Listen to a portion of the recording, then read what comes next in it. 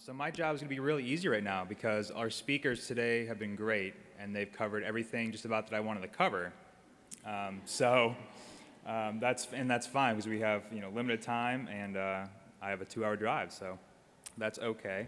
We'll get started. So basically, I was also kind of looking at the Barnesville spill earlier this year, and I had a news clip all ready to go, but that's okay. So basically, I'm a newly minted lawyer. I graduated about a year ago, so I kind of just looked at this and go to myself, what laws does this bring into play? What agencies should be doing something?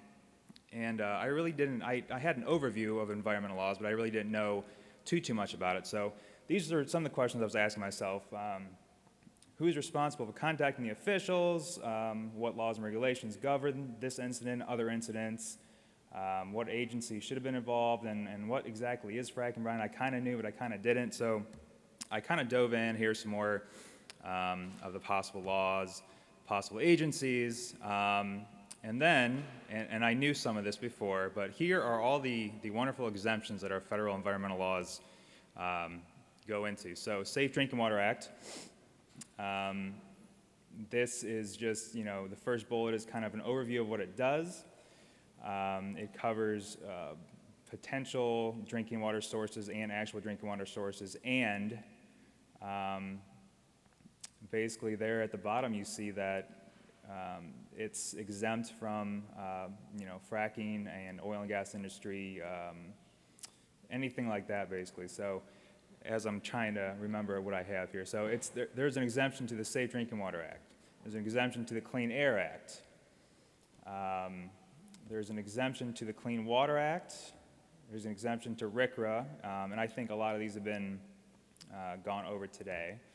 CERCLA is interesting because that is supposed to be a huge tool for cleanup of hazardous and toxic spills, and yet there's a petroleum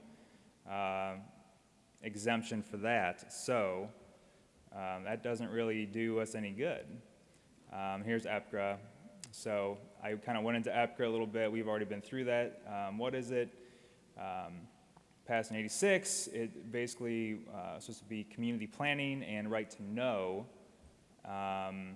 increase public safety, and establishes the state emergency response and the local emergency planning committees. And you would think, and here's a little chart for us here, so you would think that would really come into play with oil and gas, right? So it does not. And you'd think that, say there's a spill in Barnesville and trucks going down the road, it spills, some of those implications would come in, and it really doesn't. So here's the sections, and if it did actually work, here's what they could be liable up to. There's actually criminal parts of this law, and there's citizen suits. So even a citizen could bring this themselves against the violator or the agency for not enforcing the provisions of the law. Here's just more of it. You're supposed to report what you have on site, and you're supposed to report if there's a spill, and also if there is a part under the CERCLA has its own list that EPCRA kind of incorporates, and with that said, there's a whole list, and if it's under that list, it actually has to be reported to the National Response Center as well. So there's two ways chemicals are classified: by chemical, and then kind of by if it's too hard to classify the actual chemical itself because of a mixture situation, they give these special names like KO65. So there's no special listing for mixture for oil and gas waste, what I like to call brine. So some more questions I came up with: who and when must report a spill release? What exemptions do apply? And when must it be determined if a substance is over the threshold reporting quantity for EPCRA? So 3 possible people that would need to report something. So facility owner, so that'd be at the well site, transporter, and the recycling place, or any other facility accepting the waste. here's the circle exemption. So that's for petroleum and anything dealing with that, it looks like. So basically, because EPCRA actually incorporates a lot of the circle list into EPCRA itself, I'm sitting here thinking, wondering, wow, this is kind of odd that petroleum, anything with that in it, a little bit or anything really would be exempt from reporting a spill. And here's just what's in fracking brine. Since it's not listed as fracking brine is not listed under the EPCRA circle law, you have to look for the individual table. What I thought was interesting is, say for the spill in Barnesville, there is a very seemingly low threshold for reporting radium. I believe it's 0.1 curies, or I'm not a scientist, so it's 0.1 curie. But it basically seems like, to me, just reading this from a novice lawyer's view, it doesn't need to be reported because all the exemptions, and it might contain petroleum, natural gas, that kind of thing. So that's what I was thinking.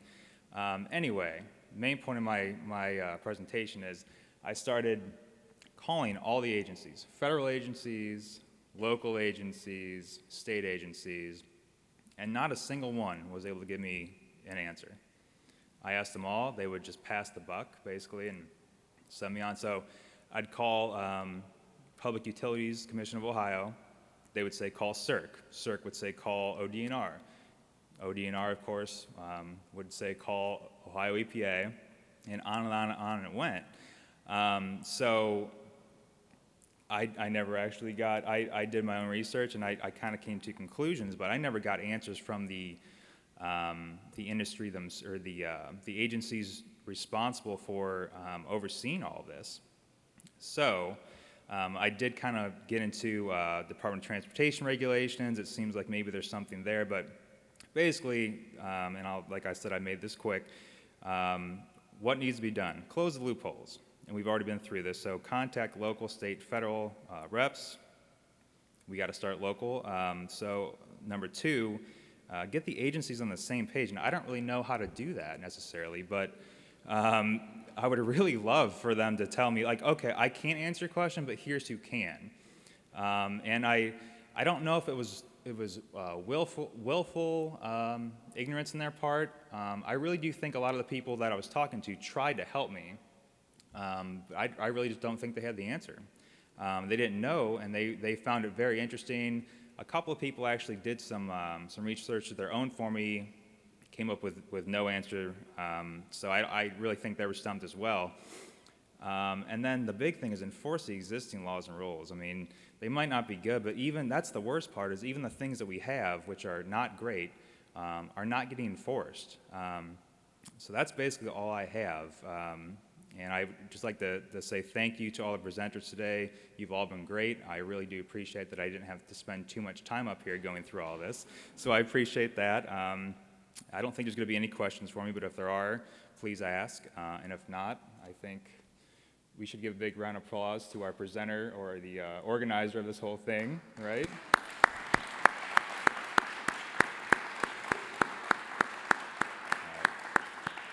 Without her, none of this would have happened, and it was her idea, and I could tell earlier this year she was getting frustrated. You were getting very frustrated, but you powered through it, and you put this whole thing on today, and we're all here because of you, so thanks again. Thank you. Well, thank you all. I mean,